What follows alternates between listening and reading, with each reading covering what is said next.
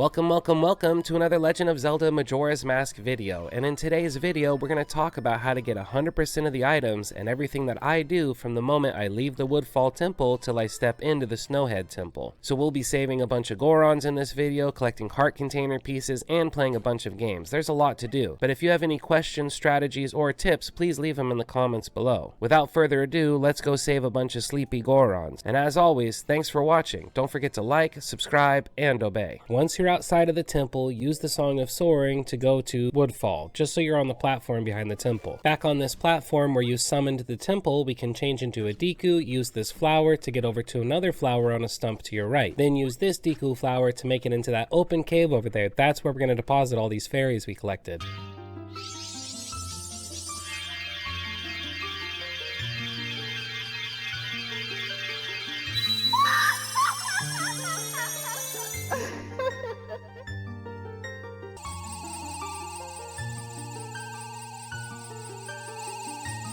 So the Great Fairy is going to give us a spin attack, even though we already have it. But now we can hold B to use it, and it'll cost magic. I don't think this is really better. You know, in the 3DS version, she gave them more magic. But that doesn't matter. Leave back out of Woodfall. We need to make our way back to the Deku Palace, which is much easier now that all the water is not poisoned. Just make sure you turn into a Deku shrub before you go in, so the guards will let you pass to the royal chamber. Once you get in the king's chamber, the princess is going to see what they're doing to the monkey, and she's going to get really mad and ask you to release her right now.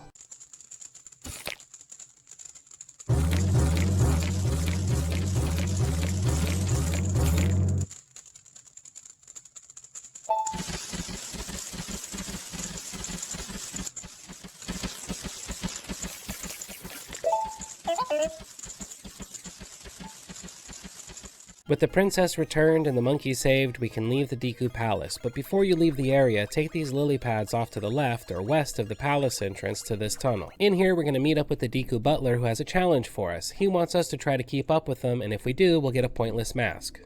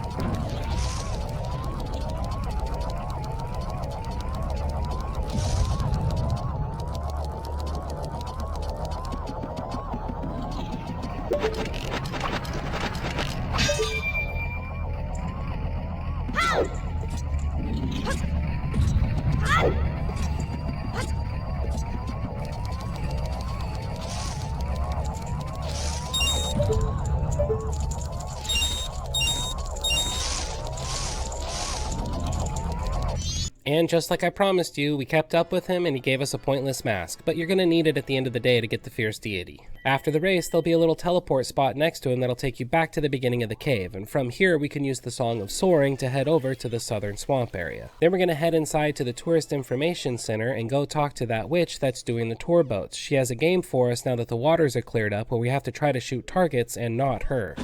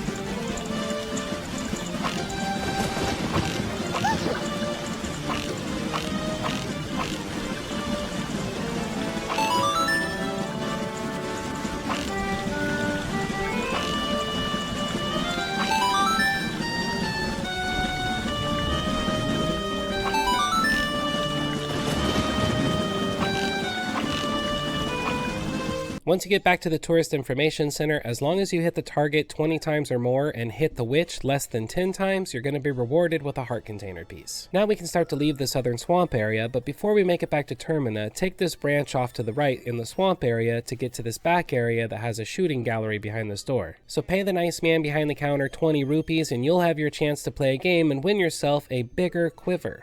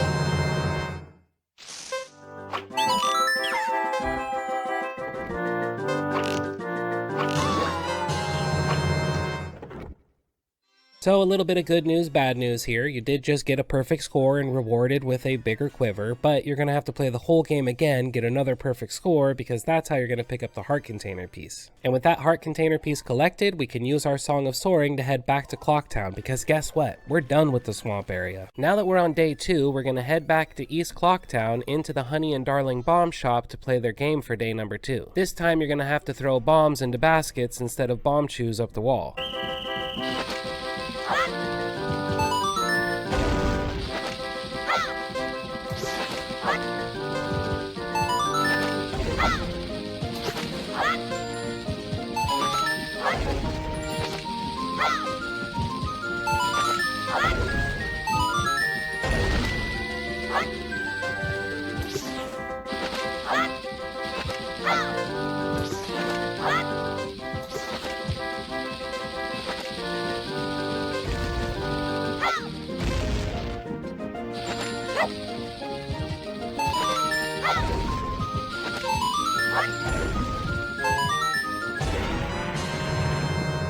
Your prize for beating this is only going to be a purple rupee, but trust me, it's all part of the process. Now we want to leave the Honey Darling shop and go next door to the left where we'll find the town shooting gallery. Just when you thought we were done with all these bow and arrow games, it's time to pull it right back out and get yourself another perfect score.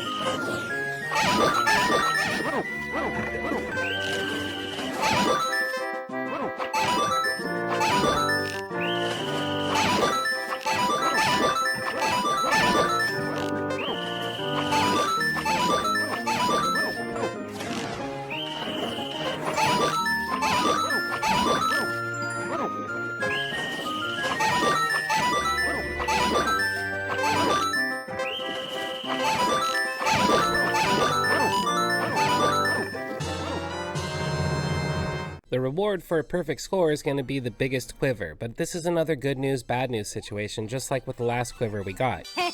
You gotta jump back in and get yourself another perfect score. That's how we're gonna get the heart container piece that's hidden here. Now we'll leave the shooting gallery, pull out our ocarina, and play the song of double time. That way we can fast forward to the dawn of the final day. Then we'll head right back into the Honey and Darling shop to play their day 3 game, which is, you guessed it, another bow and arrow game.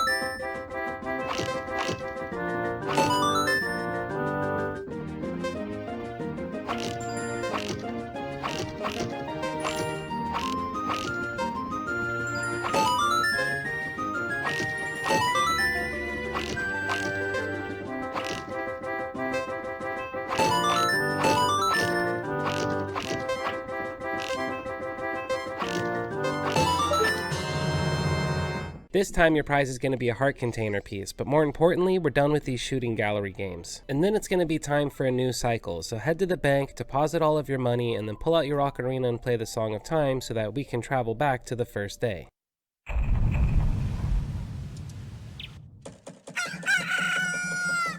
We have a lot of stuff we need to get done on the first day of this cycle, so play the inverted Song of Time to slow down the flow of time. Now we'll head to East Clocktown, we'll pick up the chest that has the silver rupee in it, and then we'll head out through the exit of East Clocktown into the canyon area. We want to go up and to the right on the hill by the observatory. There's a secret little grotto. Then when you're in your Deku form, you're going to pull out your giant horn and you're going to play the Sonata of Awakening in front of the biggest stone here. This is going to make it turn green and spin out of the ground and then back in. There's 3 more grottos like this we have to find. The next one is right by the entrance to the southern swamp where that nasty bird is flying around. Just like we did at the last grotto, you're going to be in your Deku form, you're going to play the Sonata of Awakening in front of the largest stone down here. Now this one and the other one will turn green and spin around. The next grotto is going to be out towards the Great Bay area, but a lot closer to Clocktown. Look for this giant boulder, blow it up with a bomb, and then we'll head inside. Down here, we're going to find another one of those stones, so you get in your Deku form, play the Sonata of Awakening, and they'll all jump around and dance all funny. Then head north towards Snowhead Mountain, and just past the entrance to Clocktown, we'll find another little grotto. Can you guess what you need to do down here? I bet you can.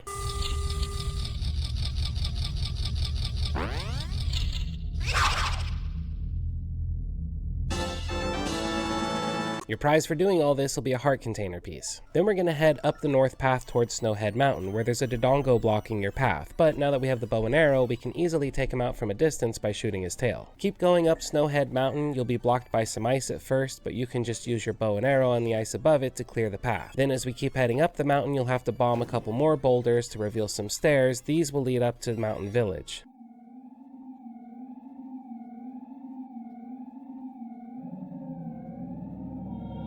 Keep going straight and run across a little wooden bridge to find the next soaring statue we can unlock. Then turn around, come back across the bridge, and notice this Goron up here with a frog on his head. He's pretty hungry. So let's go find him some food. We're gonna head over to the Goron village. You're gonna want to go past the mountain village, past this room with the 3 islands, and through this tunnel. Then we're gonna head to the back of Goron village to meet our old owl friend. He's gonna help us get across some invisible ice blocks by dropping his feathers on the blocks so we know where to jump and we're not just falling to our death as we try to cross this. Once you do, go in the cave. In this cave, in the middle of the room, you'll see a big chest, and in that chest we can snag the lens of truth so we can start seeing invisible things. We're going to start by seeing the invisible things that are right behind this chest. Like up here, there's a Skulltula guarding this little chest, and if you open it up, you'll grab yourself a red rupee. Before you leave, make sure you blow up this boulder over here. There's a chest hidden underneath it, and in the chest we can grab a purple rupee worth 50 rupees. Now we can exit the cave, and this time use the lens of truth to see those blocks of ice. And what more is, you can see this Goron ghost guy here. We're going to need his help. This is Dormani, and once he knows that you can see him, he's going to want us to follow him, and we're going to have to go all the way back to the mountain village. But before you go from area to area, make sure Dormani is going first, otherwise you're going to lose him. Then when you get to the mountain village, he's going to explain there's a hidden ladder on the waterfall. Climb up this frozen waterfall till you get to the top, and then turn around and wait for Dormani to get there, and then we can follow him into the cave. Then you're going to want to play the Song of Healing for Dormani. This is going to heal him and make him drop you the Goron Mask.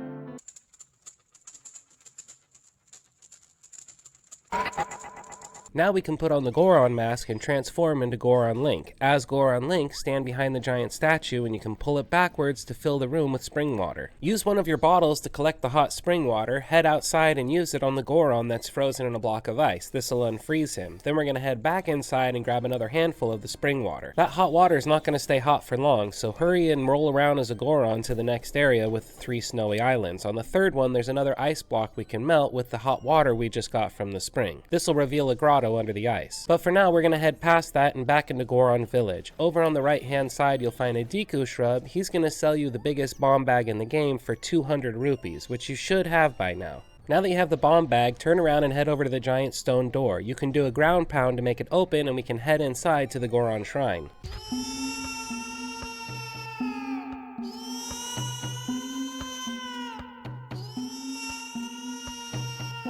Head up the ramp in the shrine until you get to a little Goron baby who's crying his eyes out because he misses his daddy. So let's go find his daddy. We're going to leave the Goron village and we're going to head to the grotto we just opened up. Down here there's another hot spring. We can grab some hot water and then near that same island look for a giant snowball, one that's bigger than the rest. You can Goron roll into it to reveal Grandpa here frozen in ice. Then use the hot spring water we just got to unfreeze him. Then pull out your drums and Grandpa here is going to teach you the beginning of the lullaby that'll make the Gorons go to sleep. Head back down in the grotto we were just in. There's a couple boulders you can blow up. One of them's got a chest underneath with a red rupee. Then you want to grab some more of that hot spring water. Now take the hot spring water back to the mountain village. Specifically, we're going to head inside this log cabin we saw earlier. There's a machine covered in ice and we can use our hot spring water to melt the ice off. At this point, I'm going to need 120 bucks, but I only have 20, so we're going to use the Song of Soaring back to Clocktown and pull 100 more bucks out of our bank account. Then go back to where we just were in the log cabin, talk to the guys, and they'll upgrade your sword for only 100 rupees. You'll have to leave your sword overnight, but that's no problem. Make your way back towards Goron Village, but this time we're going to stop in the area with the 3 frozen islands and use our bow and arrow to pop the balloon Tingle's floating around on. We'll use the other 20 rupees to pick up the map for Snowhead from Tingle. Then we're going to head back to the Goron Village and we're going to ground pound outside the stone door so we can get into the Goron Shrine, and then we're going to go pull out our drums in front of the crying baby and play the lullaby to put him to sleep. With all of the Gorons asleep, we can go back into our human form and use a Deku stick on the lit torch in this room to light all the other torches in the shrine, and if you need a Deku stick, go back to the last grotto. There was a Deku Baba plant down there.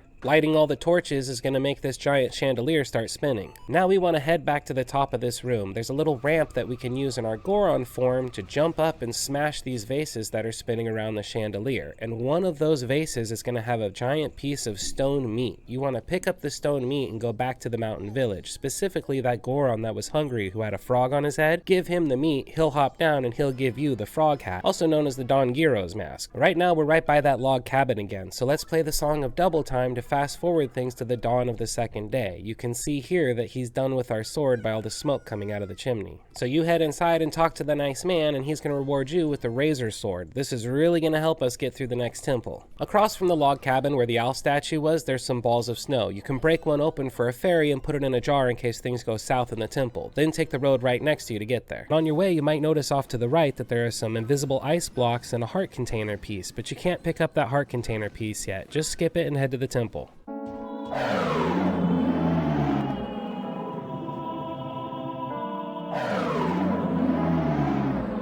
If we use the lens of truth here, you can see that all the commotion is being caused by a giant Goron who's blowing a snowstorm. So we want to pull out our Goron drums and then play that new Goron lullaby we learned to put him to sleep.